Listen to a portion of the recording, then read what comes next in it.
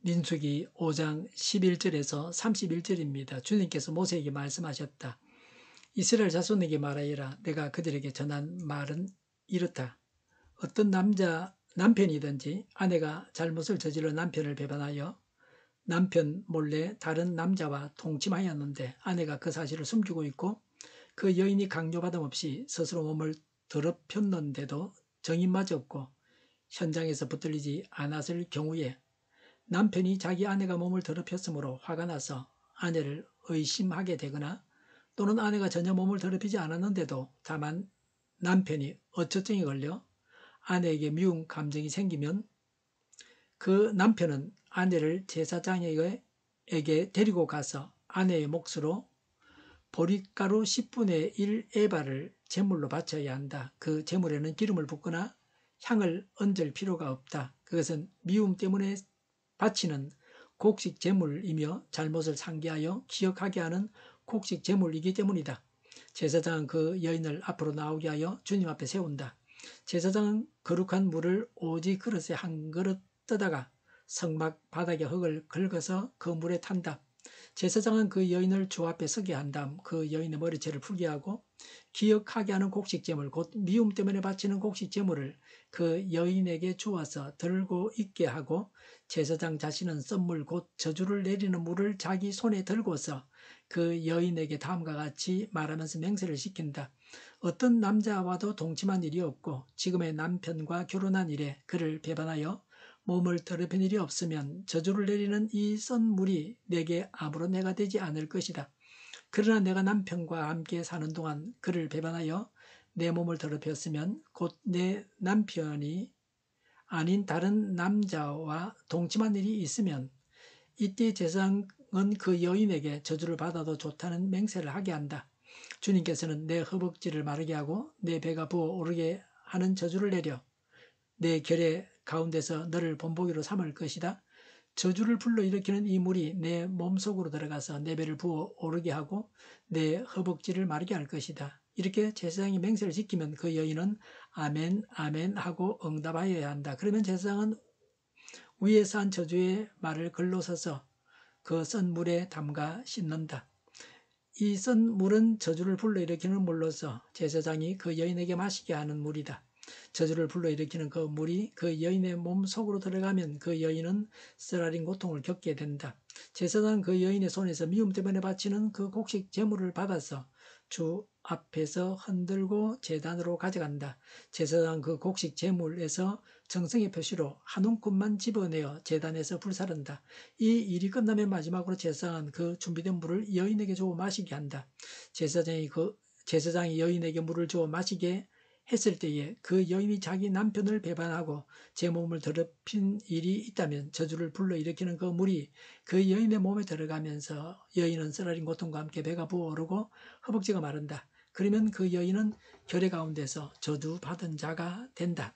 그러나 그 여인이 제 몸을 더럽힌 일이 없이 깨끗하면 아무런 해도 없고 임신에도 지장이 없다.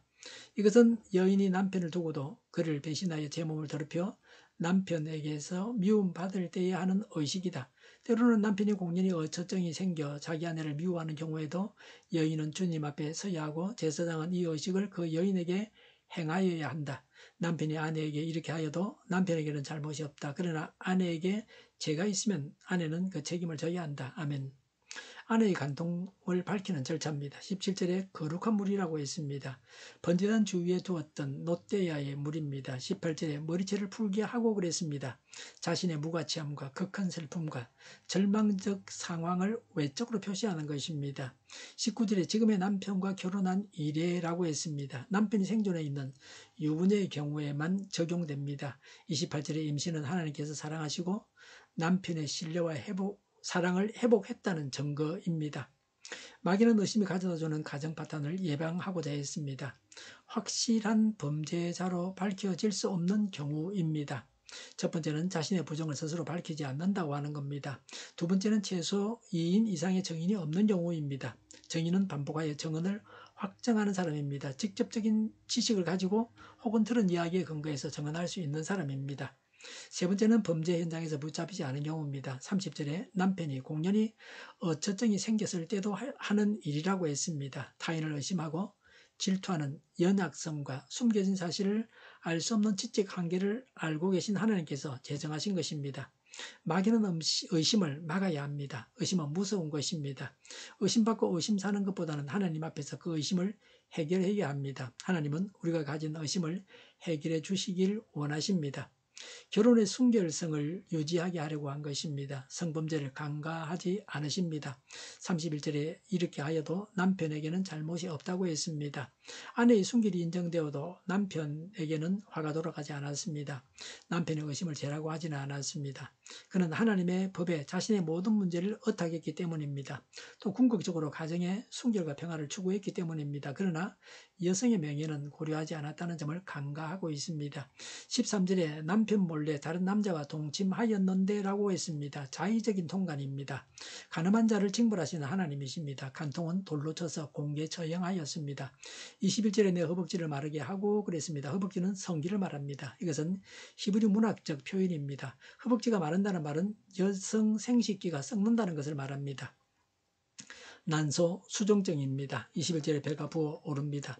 생식기 부패의 후유증으로 복부에 물이 차거나 몸이 심히 부풀어 오르는 상태입니다. 21절에 이미 말한 저주가 내린다고 했습니다. 저주의 모델입니다. 가장 추악한 비난과 멸시의 대상이 되어서 백성 가운데서 끊어질 것입니다. 하나님 앞에 바로 깨어있는 사회일수록 도덕적 타락은 추악한 본보기로 간주합니다. 타락한 사회는 도덕적 타락을 용인하고 옹호합니다. 도덕적 타락을 부추기는 사회가 되어서는 안 됩니다. 간통도 허락하는 풍조는 심각한 죄악입니다. 미국에서는 간통은 죄가 아닙니다. 그러나 하나님은 성경을 통해서 간통을 명백한 죄라고 하십니다. 결혼 밖에 성생활은 죄악입니다. 가정의 평화를 유지하고 사회 전체의 건전한 도덕성을 보존하고자 이렇게 했습니다. 여성도 독립된 인격체로서 하나님의 보호와 심판의 대상입니다. 고대 사회에서 여성의 인권이 무시되었는데 이런 절차가 있다고 하는 것은 여성의 인격과 고유 권리에 대한 인정으로 봐야 합니다. 무죄한 자는 보호하시고 죄 있는 자는 심판을 받습니다. 여성도 자기 행동에 대해서 책임을 져야 합니다. 범죄는 심판을 받게 합니다. 그래서 죄악을 멀리해야 합니다. 인간 사회의 해결자는 하나님이십니다. 의심과 미움의 문제를 가지고 하나님 앞에 나아가야 합니다. 우리의 문제를 해결하시는 분은 하나님이십니다. 하나님 앞에서 문제를 가지고 나아가야 합니다. 그래서 하나님께서 해결하시고 고치실 것입니다. 부정한 자는 인간을 속일지라도 절대 정의로우신 하나님의 엄정한 눈길을 피할 수 없습니다. 무엇이든지 다 보시고 다 아시는 하나님이십니다. 그래서 하나님 앞에서 범죄하지 말아야 합니다. 사람들 눈만 피하면 된다는 생각을 버려야 합니다. 오늘 본문에 대해서 예수님은 뭐라고 하실 것인가? 우리는 생각해 봐야 합니다. 예수님은 가늠하다 현장에서 잡힌 여인을 용서해 주셨습니다. 남자가 의심을 받고 남자가 다른 여인과 간통한 것에 대해서는 언급하고 있지 않습니다. 여인과 간통한 남자를 처벌하는 문제는 다루고 있지 않습니다. 그 당시에는 일부 다처제였습니다. 이런 점에서 여성만 처벌한다는 문제가 있습니다. 남자도 여성과 똑같이 성적인 죄를 지어서는 안 됩니다. 부부들이 순결하고 부부가 서로 신뢰하는 가정을 이루어야 합니다. 이것이 가정천국을 이루는 기본적인 조건입니다. 기도하겠습니다. 순결한 부부들이 되게 하옵소서. 세상에 물들지 않고 하나님 앞에서 경건하겠습니다. 정의가 강물처럼 흘러가게 하여 주시옵소서. 교회가 분열되지 않고 하나가 되게 하여 주시옵소서. 교회가 한 목소리를 내게 하옵소서. 전쟁이 그치고 평화가 오게 하여 주시옵소서. 성경을 대적하는 자가 없어지게 하여 주시옵소서. 주사파와 공산당과 이적 단체들과 적화 통일로 나아가게 하는 자들이 없게 하옵소서. 이 땅에 다시는 전쟁이 일어나지 않게 하옵소서. 적화 통일되지 않게 하옵소서. 자유민주 국가로 전쟁이 아닌 평화롭게 통일을 이루게 하옵소서. 하나님을 대적하는 법과 있어서는 안 될 법을 만들지 않게 하옵소서. 있어야 할 법을 폐기하지 않게 하옵소서. 이런 일을 하는 정당들이 사라지게 하옵소서. 정의로운 판결이 내려지게 하옵소서. 정치적 판결하는 자들과 악한 판결하는 자들, 재판을 지연시키는 자들이 사라지게 하옵소서. 일하는 자들이 정당한 대우를 받게 하여 주시옵소서. 놀고 먹는 자가 없게 하여 주시옵소서. 일을 만드는 자가 아니고 일을 하는 자가 되게 하여 주시옵소서. 파업과 시비가 그치게 하옵소서. 나라를 망하게 하는 모든 주제들이 사라지게 하옵소서. 눈먼 지도자, 악한 지도자, 자기 배만 부리는 지도자가 사라지게 하옵소서. 앞을 보고 선한 것을 분별해 살고 앞길을 제시하고 섬기는 지도자만 있게 하여 주시옵소서. 하나님께서 주신 권세로 섬기는 자가 강해지게 하옵소서. 지도자들과 이 백성들에게 선한 것을 분별하는 지혜를 주옵소서. 나아갈 길을 알게 하시고 취할 것과 버릴 것을 알고 행하여 흥하게 하옵소서. 적절한 때 고칠 것을 고치게 하옵소서. 업무방해가 없게 하시고 업무에 충실하게 하옵소서.